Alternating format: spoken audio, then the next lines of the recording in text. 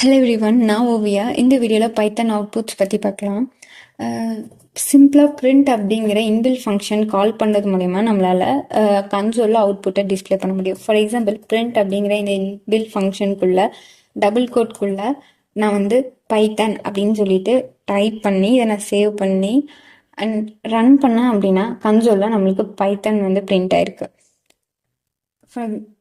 Values எதனா print பண்ணி பார்க்கலாம். பிரிண்ட் 9 அப்படின்னு சொல்லி இன்டீஜர் ஸ்ட்ரிங்குக்கு நம்மளுக்கு டபுள் கோட் பண்ணி தான் கண்டிப்பாக அதை எக்ஸிக்யூட் பண்ணணும், இல்லைனா எரர் வரும். இப்போ இந்த இன்டீஜர்ஸ் அதெல்லாம் டிஸ்பிளே பண்ணணும் அப்படின்னா டபுள் கோட்ஸ்குள்ளே யூஸ் பண்ண தேவையில்ல. இதை ரன் பண்ணால் நமக்கு 9 அப்படின்னு சொல்லிட்டு நெக்ஸ்ட் பிரிண்ட் ஆயிருக்கு. ஓகே, இப்போ நான் இந்த டபுள் கோட்ஸ் இல்லாமல் இதை நான் பிரிண்ட் பண்ணேன் அப்படின்னா என்ன ஆகுது அப்படின்னு சொல்லிட்டு பார்க்கலாம். சேவ் பண்ணிவிட்டு இப்போ நான் இதை ரன் பண்ணுறேன். நேம் எரர் நமக்கு வந்திருக்கு.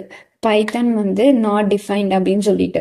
ஸோ இந்த எரரை அவாய்ட் பண்ணுறதுக்காக நம்ம டபுள் கோட்குள்ளே தான் ஒரு ஸ்ட்ரிங்கை கொடுக்கணும். ஓகேவா? இந்த 9மே நம்மளால டபுள் கோட்குள்ளே கொடுத்துக்க முடியும். 9 பிரிண்ட் ஆகும், எரர் வருது. ஆனால் என்ன ப்ராப்ளம் அப்படின்னா, இந்த 9 இப்போ இது இன்டீஜராக இருக்காது, ஸ்ட்ரிங்காக இது கன்சிடர் பண்ணியிருக்கோம். இதை நான் எப்படி உங்களுக்கு எக்ஸ்பிளைன் பண்ணுறேன்னா, +9 அப்படின்னு சொல்லிட்டு கொடுக்குறேன் அப்படின்னா இதோடைய அவுட்புட் 99 அப்படின்னு சொல்லிட்டு டிஸ்பிளே ஆகும். ஏன் 99 அப்படின்னு இப்போ நார்மலாக இதை பிரிண்ட்டு 9 + 9 அப்படின்னா 18 தான் வரும். இந்த இடத்துல இது ஸ்ட்ரிங்காக கன்சிடர் ஆனதுனால கன்கார்டினேட் பண்ணி நமக்கு கொடுத்துருக்கு. பிரிண்ட்ல 9 + 9 கொடுத்துக்கலாம். இது இன்டீஜராக கன்சிடர் ஆகும், அவுட்புட் 18 வந்துடும்.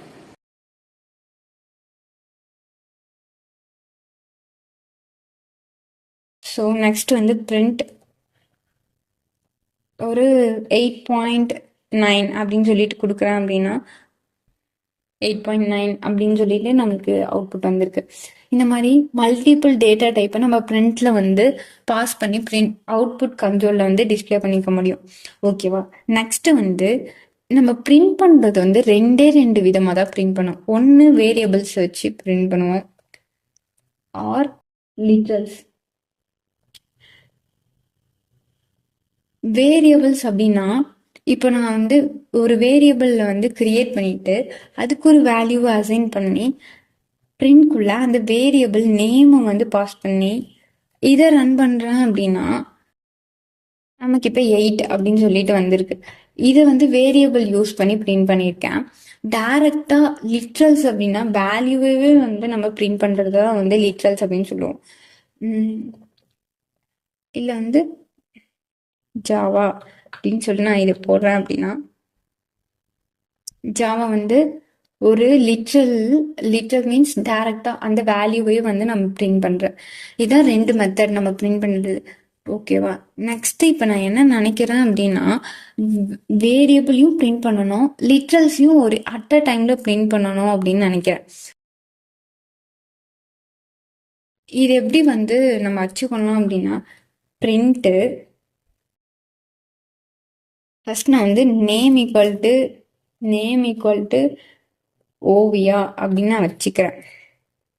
ஏஜ் ஈக்குவல் டு 10 அப்படின்னு வச்சுக்கிறேன். ஓகேவா? இப்போ மை நேம் இஸ் இந்த இடத்துல நேம் நேமுங்கிற வேரியபிள் இருக்க வேல்யூ பிரிண்ட் ஆக்கணும்னு நினைக்கிறேன்.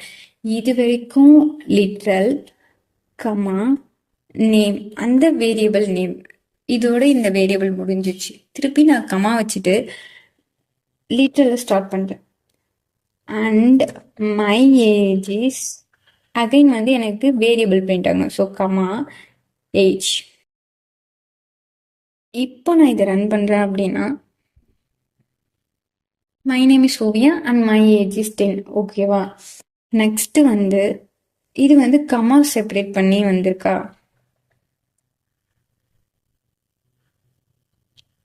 Next F strings.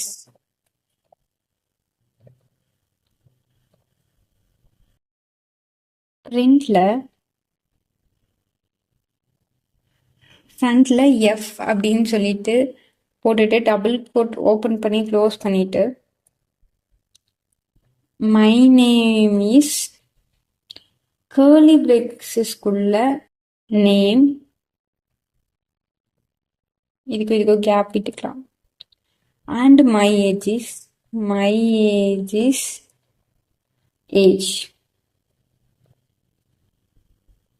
இப்போ நான் இதை ரன் பண்ணி பார்த்தாலும் சேம் அவுட்புட் தான் வரும். My name is Oviya and my age is 10. Another method வந்து என்ன அப்படின்னா ஃபார்மேட்டட் ஸ்ட்ரிங்ஸ் இருக்கு.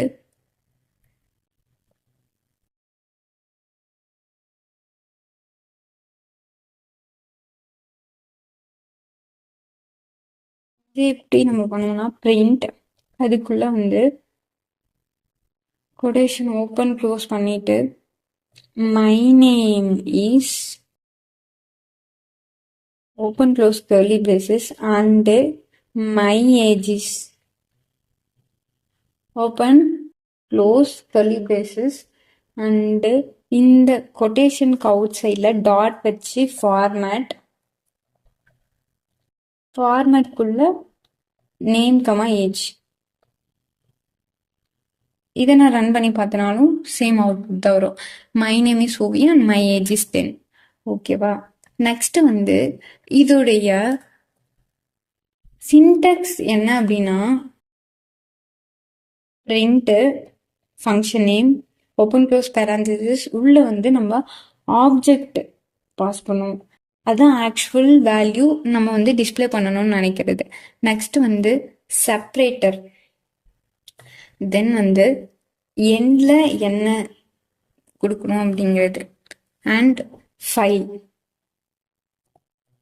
ஃபைல் வந்து எங்கே போய் அது டிஸ்பிளே ஆகணுன்றது டிஃபால்ட்டாக நமக்கு வந்து கண்ட்ரோலில் வந்து இதுவாகுமா டிஸ்பிளே ஆகுமா. நெக்ஸ்ட் வந்து ஃப்ளஷ் வந்து பஃபர் பண்ணுறதுக்காக டிஃபால்ட்டாக அது ஃபால்ஸில் இருக்கும். நெக்ஸ்ட் வந்து இந்த சின்டெக்ஸ்க்கு எப்படி இது ஒர்க் ஆகுது அப்படின்னு சொல்லிட்டு பார்க்கலாம். நம்ம வந்து இது மட்டும் தானே கொடுத்துட்டு ஒர்க் பண்ணிட்டு இருந்தோம். நெக்ஸ்ட் வந்து இந்த செப்பரேட்டர் எப்படி ஒர்க் ஆகுது அப்படின்றத பார்த்துக்கலாம். இப்போ நான் 2 வேல்யூ பிரிண்ட் பண்றேன். ஓகேவா? ஓவியா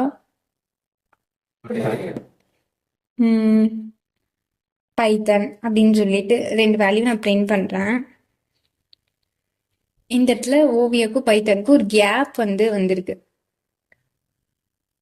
இந்த இடத்துல நான் கமா வச்சு செட் ஈக்குவல் டு கமா அப்படின்னு நான் கொடுக்குறேன். இப்போ என்ன ஆகுதுன்னு பாருங்க, ஓவியா கமா பைத்தன் அப்படின்னு சொல்லிட்டு செப்பரேட்டர் வந்து ஃபர்ஸ்ட் ஒரு கேப்பா இருந்துச்சு. இப்போ நான் கமா கொடுத்துருக்கேன். இந்த கமா எடுத்துட்டு ஐஃபன் வச்சுன்னா செப்பரேட்டர் வந்து ஐஃபனா ஒர்க் ஆகும். ஓகேவா? நெக்ஸ்ட் வந்து எண்டில் என்ன நடக்குதுன்னு பார்க்கலாம். சேம் பிரிண்ட் கொடுத்துட்டு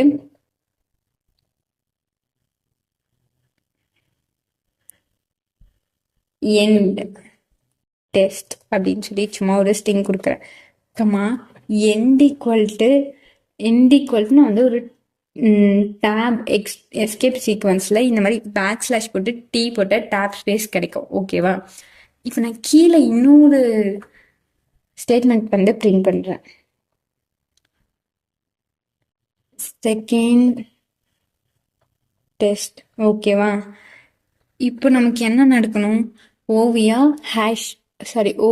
ஐஃபன் பைத்தன் அப்படின்னு சொல்லி வரணும்.